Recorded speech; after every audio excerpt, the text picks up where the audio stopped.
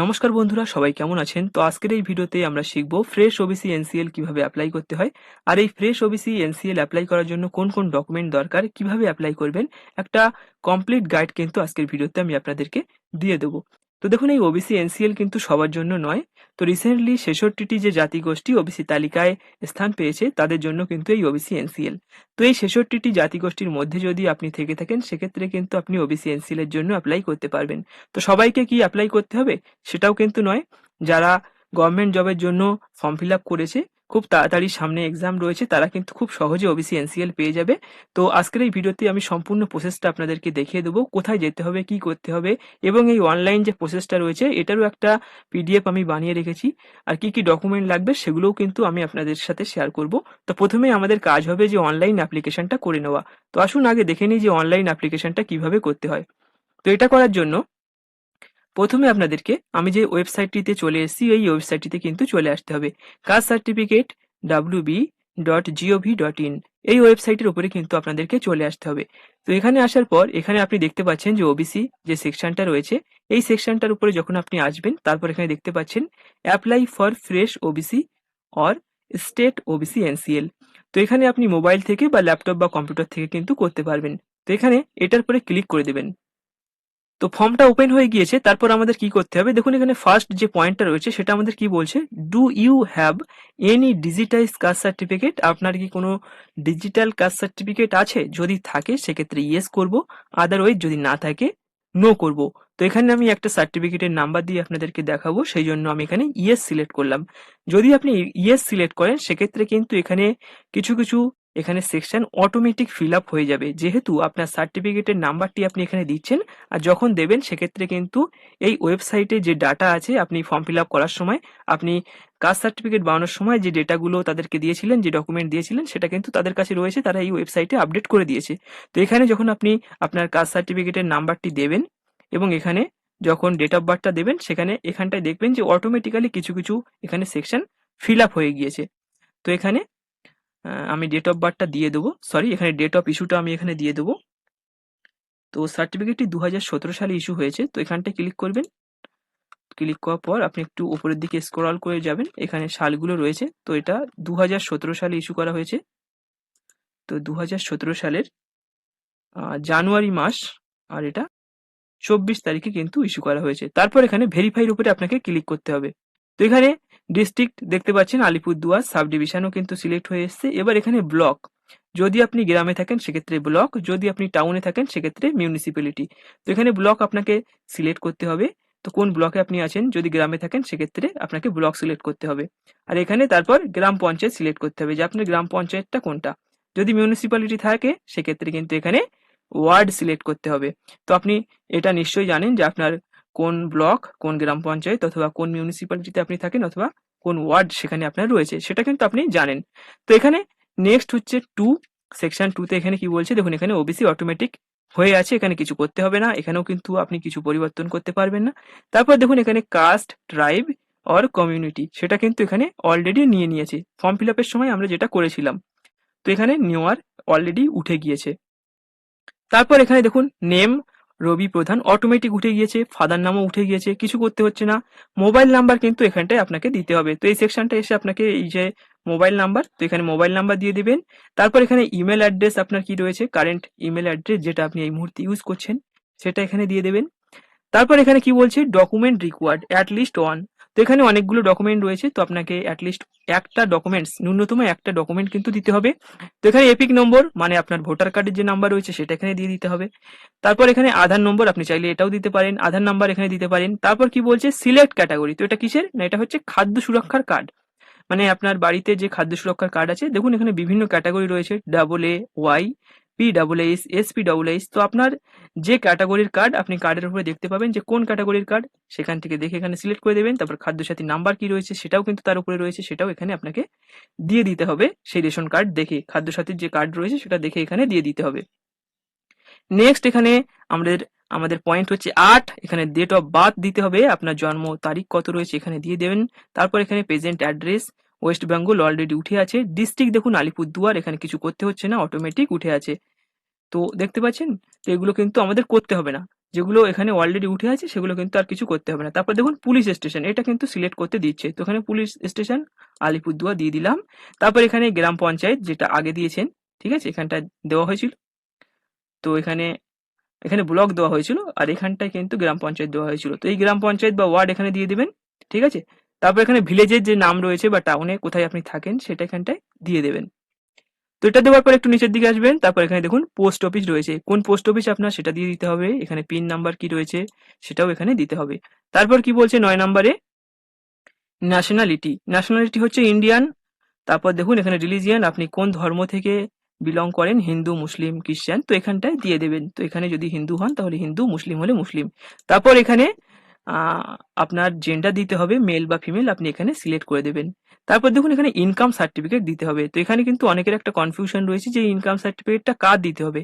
তো এখানে কিন্তু আপনার বাবা এবং মায়ের ইনকাম সার্টিফিকেট দিতে হবে।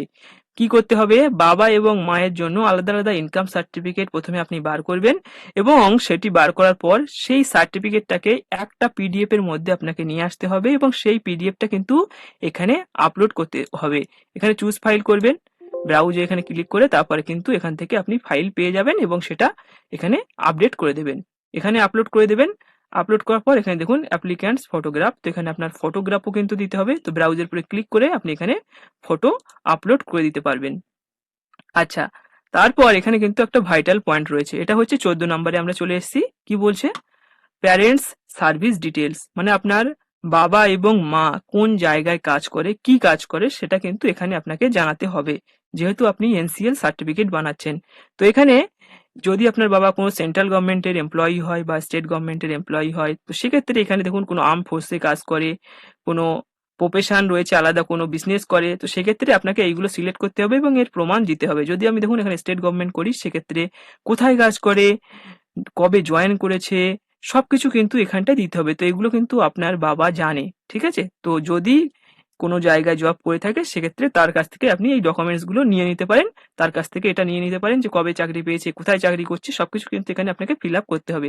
যদি মিডল ক্লাস ফ্যামিলি থেকে বিলং করে, কোনো তেমন কোনো কাজ করে না, বাইরে ছোটখাটো কাজ করে থাকে, সেক্ষেত্রে এখানে নান সিলেক্ট করাই বেটার। এখানে কিন্তু কিছু দেখানোর প্রয়োজন নেই। তো এখানে নান সিলেক্ট করে দেবেন। মায়ের ক্ষেত্রে কিন্তু সেম প্রসেস কিন্তু এখানে রয়েছে। তো এখানেও কিন্তু আমি নান সিলেক্ট করে দেব। যদি কোনো গভর্নমেন্ট কাজ করে বা অন্য কোনো জায়গায় কাজ করে, কোনো প্রফেশনাল, সেক্ষেত্রে কিন্তু এখানে সেটা সিলেক্ট করতে হবে। ঠিক আছে? তারপর এখানে দেখুন এটা কিন্তু একটা ভাইটাল পয়েন্ট। তো এখানে বলছে যে আপনাদের জমির পরিমাণ কত রয়েছে, এগ্রিকালচারাল ল্যান্ড হোল্ডিং, মানে আপনাদের কতটা জমি রয়েছে এবং এটা হচ্ছে বাবা, মা এবং বাড়ি যদি কোনো অপ্রাপ্ত বয়স্ক সদস্য থাকে তার নামেও যে জমিটা রয়েছে সেটা কিন্তু এখানে দিতে হবে। তা প্রথমে কি বলছে, 1 নম্বরে বলছে লোকেশন, মানে কোন জায়গায় আপনার জমিটা রয়েছে, মানে জমির অবস্থানটা কোথায় সেটা জানতে চাইছে। তারপর বলছে সাইজ অফ হোল্ডিং, মানে জমির পরিমাণটা কত।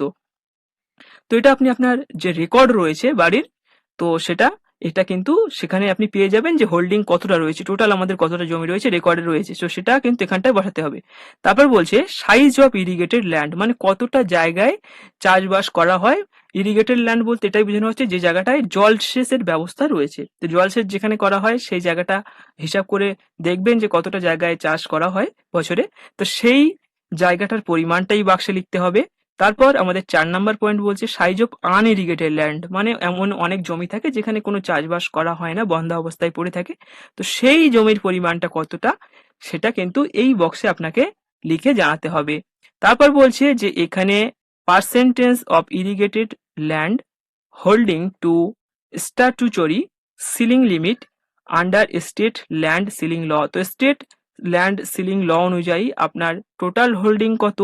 তারপর বলছে যে এখানে এই একই ল অনুযায়ী এখানে ইরিগেটেড অর আনইরিগেটেড, মানে টোটাল জমির পরিমাণটা কিন্তু এখানে জানতে চেয়েছে। ঠিক আছে, ফার্স্ট এখানে কি বলেছিল পার্সেন্টেজে, তারপর এখানে বলেছে টোটাল জমির পরিমাণ কত এবং তারপর বলছে এখানে এই ল অনুযায়ী আমাদের ইরিগেটেড যে জায়গাটায় চাষ করা হচ্ছে সেই জমির পরিমাণটা কত সেটা কিন্তু এখানে জানতে চাইছে। তো আপনি না জানলে আপনার ফ্যামিলিতে শুনবেন, সে কিন্তু বলতে পারবে যে কতটা জমিতে চাষবাস করা হয় এবং সেটা রেকর্ড থেকে বোঝা যাবে। তো সি নাম্বার পয়েন্ট যেটা রয়েছে এটা খুবই ভাইটাল পয়েন্ট, এখানে কিন্তু প্যারেন্টস এর ইনকাম আর ওয়েলথ সম্পর্কে জানতে চাওয়া হচ্ছে। তো দেখুন এখানে কি বলছে, ফার্স্ট পয়েন্ট বলছে annual income from other resources excluding salary and agricultural land. তো এগ্রিকালচারাল ল্যান্ড বা আলাদা কোনো মানে এগ্রিকালচারাল ল্যান্ড আর স্যালারি বাদে আলাদা কোনো ইনকাম রয়েছে কিনা সেটা কিন্তু এখানে জানতে চাওয়া হয়েছে। যদি থাকে সেক্ষেত্রে এখানে জানাতে হবে। আর এখানে তারপর এখানে আপনাকে কি বলছে যে হোয়েদার ট্যাক্স পেয়ার, যদি আপনার বাবা ট্যাক্স পে করে থাকে সেক্ষেত্রে ইয়েস করতে হবে, যদি ট্যাক্স পে করে সেক্ষেত্রে লাস্ট 3 বছরের কিন্তু এখানে কপি আপনাকে দিতে হবে, ঠিক আছে। আর যদি না করে থাকে সেক্ষেত্রে নো করতে হবে। যদি কোনো ইনকাম ট্যাক্স দিয়ে থাকে সেক্ষেত্রে এখানে ইয়েস, আদারওয়াইজ কিন্তু নো আপনাকে এখানে করতে হবে। আচ্ছা, তারপর এখানে কি বলছে, তো এটা সেম জিনিস বাবার ক্ষেত্রে যেটা মায়ের ক্ষেত্রেও কিন্তু সেম রয়েছে। সেম জিনিস আপনি দেখতে পাচ্ছেন অ্যানুয়াল ইনকাম কত করছে, জমি বা অন্যান্য স্যালারি বাদ দিয়ে, যদি আরো জমি আর স্যালারি বাদ দিয়ে অন্যান্য যদি কোনো ইনকাম সোর্স থাকে সেক্ষেত্রে কত ইনকাম করছে সেটা এখানে দিতে হবে। ট্যাক্স পে করছে কিনা সেটা ইয়েস, এখানে ওয়েলথ কোনো ট্যাক্স কর প্রদান করছে কিনা সরকারকে সেটাও কিন্তু এখানে দিতে হবে, ঠিক আছে। তো এখানে সম্পত্তি করের কথা বলা হচ্ছে, ওয়েলথ ট্যাক্স মানে কিন্তু সম্পত্তি কর, ঠিক আছে, সম্পত্তি করের কথা বলা হচ্ছে। এটা কি দিচ্ছে, সেটা যদি ইয়েস হয় তাহলে ইয়েস, আদারওয়াইজ নো। তারপর এখানে বলছে ক্যাপচা, তো এখানে ক্যাপচা দিয়ে সাবমিটে যখন আপনি ক্লিক করবেন তখন কিন্তু আপনার ফর্মটা ফিল আপ হয়ে যাবে এবং আপনি কিন্তু একটা কপি ডাউনলোড করে নিতে পারবেন। তো এটা আমাদের ফার্স্ট কাজ, এটা আমাদের হয়ে গেল। তারপর আমাদের সেকেন্ড যে কাজ রয়েছে, কি কি ডকুমেন্ট আমাদের জমা দিতে হবে। দেখুন এখানে লেখাই রয়েছে, এখানে লেখা রয়েছে শুধুমাত্র 66টি সাবকাস্টের জন্য এটা অ্যাপ্লাই করা যাচ্ছে, ঠিক আছে। তো শুধুমাত্র 66টি সাবকাস্ট যাদের রয়েছে তারাই এখানে এনসিএল অ্যাপ্লাই করতে পারবে এবং আবেদনকারীদের সরাসরি এসডিও অফিসে জমা দিতে হবে। আবেদনকারীদের সরাসরি এসডিও অফিসে আবেদনপত্র জমা দিতে হবে। আচ্ছা, এখানে ডকুমেন্টগুলো আমরা দেখে নেব। ফার্স্ট এখানে কি আছে, অনলাইন ফর্ম ফিল আপ করতে হবে, যেটা আমি প্রথমেই দেখিয়ে দিয়েছি। তারপর বলছে পিতা ও মাতার ইনকাম সার্টিফিকেট জমা দিতে হবে এবং সেই ইনকাম সার্টিফিকেট পোর্টালে আপলোড করতে হবে।